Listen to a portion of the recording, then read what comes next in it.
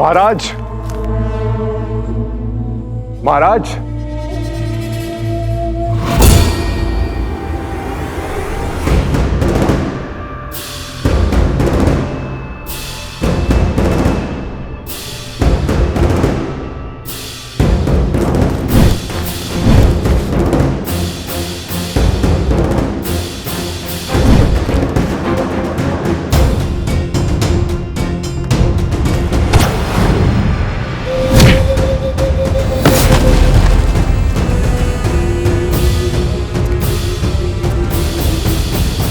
अब तक तो पुराने घाव ही नहीं भरे और आप पुनः आ गए।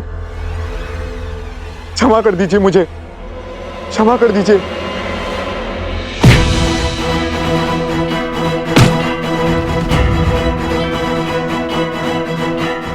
एक क्षण, मैं तुम कहां है तुम्हारे महाराज? वो बहरूपिया सहस्त्र मुख रावण, बताओ, अन्यथा मैं तुम्हें मार डालूंगा। तुम मुझे उत्तर दोगे या फिर अपने प्राण?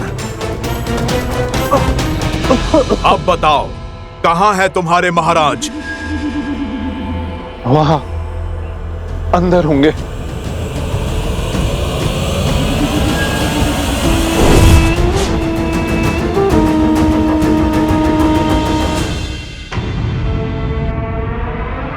पिछली बार जब मेरी पिटाई हुई तो वो आप थे या हनुमान, या इस बार आप थे पिछली बार सच वाले हनुमान?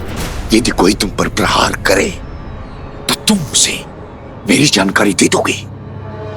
नहीं। तो अब क्या कर रहे थे? महाराज क्षमा कीजिए, मैंने आपको पहचाना नहीं। मुझे नहीं पता था कि आप हैं। और नहीं पता हो तो अपने महाराज से विश्वासघात करोगे? ऐसे ही एक विश्वासघात के कारण मेरा भाई दशानन रावण विभीषण की घात से मारा गया। मेरा पुत्र भी उसकी पत्नी पद्मा की मूर्खता के कारण मारा गया, पर अब नहीं, इस राम और इसके साम्राज्य को मैं पराजित करूंगा। बुरा ना माने तो एक बात बोलूं महाराज, ये प्रयास हम पिछले कई वर्षों से कर रहे हैं। ना राम राज्य को खत्म कर पा रहे, ना राम को। राम राज्य तो धीरे धीरे पूरे भारतवर्ष में स्थापित हो रहा है, और तो और हम अश्व तक नहीं ढूंढ पा रहे, और ना ही हम सब कुछ का कुछ कर पा रहे हैं। लेकिन शास्त्र रावण अब वो दांव खेलेगा कि राम राज्य की कल्पना करने वाले राम का वंश राम के हाथों ही खत्म करवा दूंगा।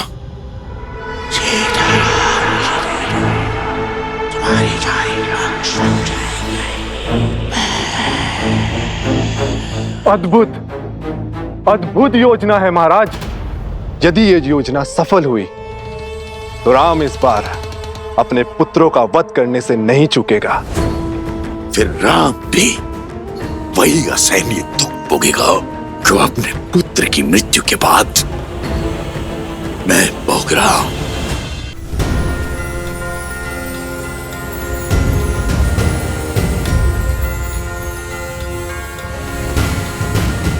अरे नहीं नहीं नहीं, नीचे नहीं, नीचे नहीं, धीरे धीरे, पेट में गुड़गुड़ होता है।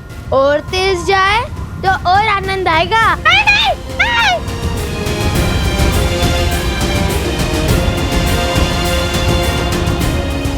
भैया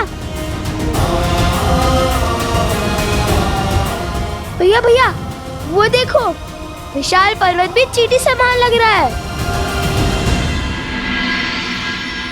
तुम्हें बहुत आनंद आ रहा है ना?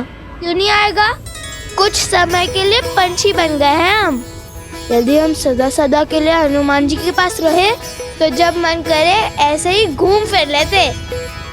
अच्छा है, ये इच्छा अपूर्ण ही रहे। देखिए भैया, सोमकर्ण कैसे डर रहा है। भैया आप इतने गंभीर क्यों हैं? क्योंकि तुमने अभी तक वो नहीं सोचा कि हनुमान जी है तो श्री राम के भक्त ही। भैया इतनी तेज वायु में कुछ सुनाई नहीं दे रहा, थोड़ा ऊंचा कहो ना। मैं ये कह रहा हूँ कि उनका ही कार्य महत्वपूर्ण है उनके लिए। हाँ, माना कि उन्होंने उन प्रेतों से हमारी रक्षा की, किंतु इस सहायता के बदले में उन्होंने अश्वमेघ का अश्व मांग लिया तो? अरे हाँ, ये तो मैंने सवारी के आनंद में सोचा ही नहीं। अब क्या करेंगे? हनुमान जी कितने भले और भोले हैं, उनसे युद्ध करने का तो मेरा भी मन नहीं है। उनसे लड़ेंगे भी कैसे? मन तो मेरा भी नहीं है। हाँ, मेरा भी नहीं। बालकों, आप कहो तो मैं आपकी दुविधा सुधार दूं।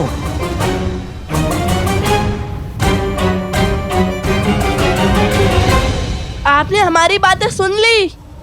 कैसे? प्रभु की कृपा से पूरी पृथ्वी पर कहीं भी कोई भी श्री राम कथा कहता है तो मैं उसे सुनने दौड़ा चला जाता हूँ।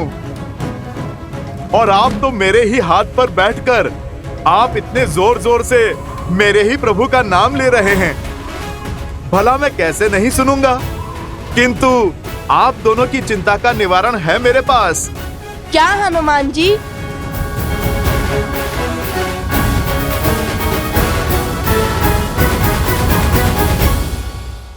धन्यवाद। ग्रहण करिए, लव कुश भी आते ही होंगे। ऋषि अगस्त्य ने उन्हें किसी महत्वपूर्ण उद्देश्य के लिए भेजा है।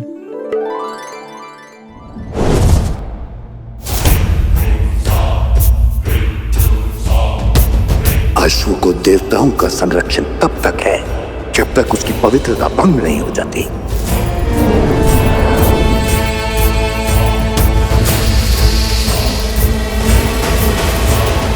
ये लो बानासुर, इसमें मेरी मायावी शक्तियां समाई हैं। इसे केवल उस अश्व के निकट ले जाना। इसकी सहायता से वो अश्व तुम्हारी दृष्टि में आ जाएगा, साथ ही उसकी पवित्रता भी भंग हो जाएगी। एक बार वो अपवित्र हुआ, फिर देवता भी उसका साथ छोड़ देंगे।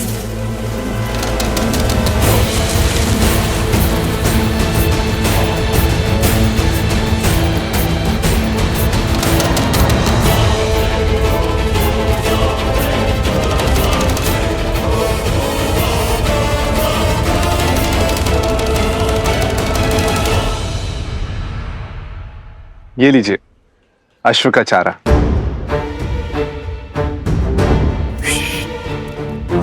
क्या कर रहे हो? धीरे बोलो, कहीं अयोध्या के किसी दूत या सैनिक ने सुन लिया तो? क्षमा क्षमा करें। लाओ, ये मुझे दे दो, मैं ले जाता हूँ और उसे पुनः देख भी लूंगा। नहीं नहीं, आप विश्राम कीजिए, इसे मैं ले जाता हूँ। कोई बात नहीं, मुझे दे दीजिए। अरे, जब इतना आग्रह कर रहे हैं तो दे दो ना। जी।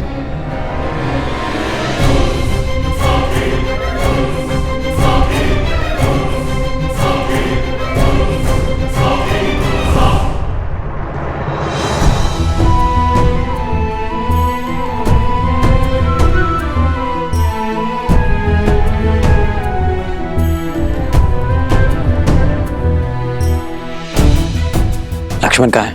वो कुमार शत्रुघ्न को इस अवस्था में देख नहीं पाए। वो उन दोनों ऋषि कुमारों को मारने निकले हैं। स्मरण रहे भरत, व्यर्थ रक्त की एक बूंद नहीं गिरनी चाहिए। लक्ष्मण किस ओर गया है?